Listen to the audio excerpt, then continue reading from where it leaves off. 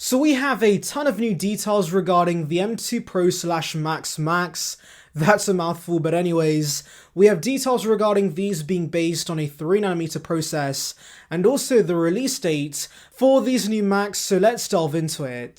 So to begin with, we have a report from Digitimes, a not so credible source, who tells us that Apple's securing orders with TSMC and Samsung to produce 3nm chips that begin volume production in the second half of this year. Now this is not new news, to be honest, because Shrimp Apple Pro has always told us to expect 3nm chips for the M2 Pro and the M2 Max, and also the YouTube channel Max Tech has been pretty vocal about this.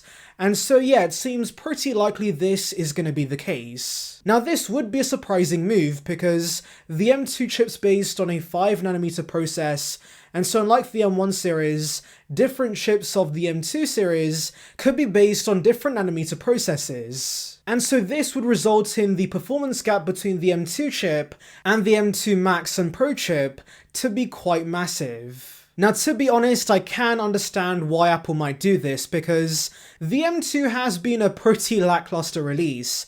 The upgrades over the M1 chip have been pretty minor and there's been some downgrades in certain aspects of these machines. Now, forgetting about the MacBook Pro for a second, Apple is counteracting this pretty minor refresh with a new design for their flagship product, the MacBook Air. So of course, many consumers could upgrade for that and not the new chip inside.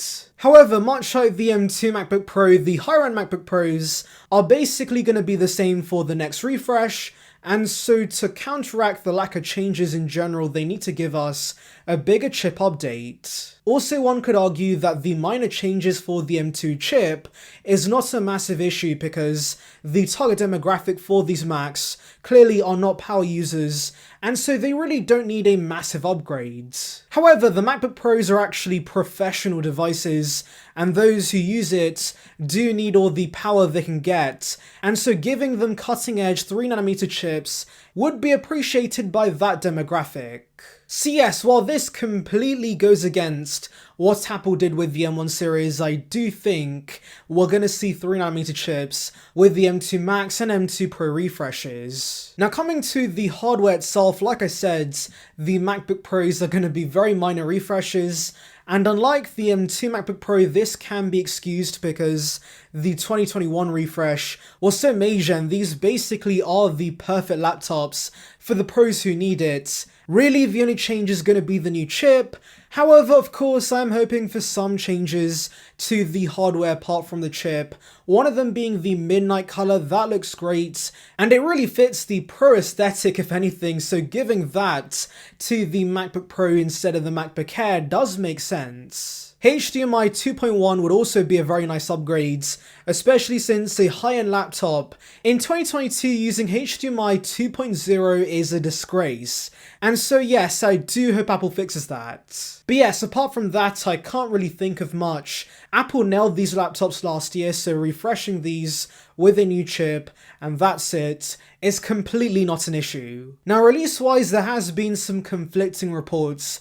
Gurman said we could see a release by the end of this year, but then we have other reports suggesting a spring 2023 release, and I'm leaning towards the latter because TSMC has already said that devices with 3nm chips are going to begin shipping in the first half of 2023, so a spring release does fit with that. And considering these are going to be pretty minor refreshes, releasing these at the spring event, where we usually get pretty minor refreshes, does again make sense. Now coming to the Mac Mini refresh, we're expecting quite a lot because we should get a new design that has plexiglass on the top for better Bluetooth and Wi-Fi, but also more ports that I'm very glad about. Since you remember, the M1 model, while being great, was a downgrade over the Intel versions in terms of port selection, so of course, giving the ports back with the M2 version is going to be great. Anyways, we're also getting the magnetic iMac connector on the back, and also weirdly no headphone jack.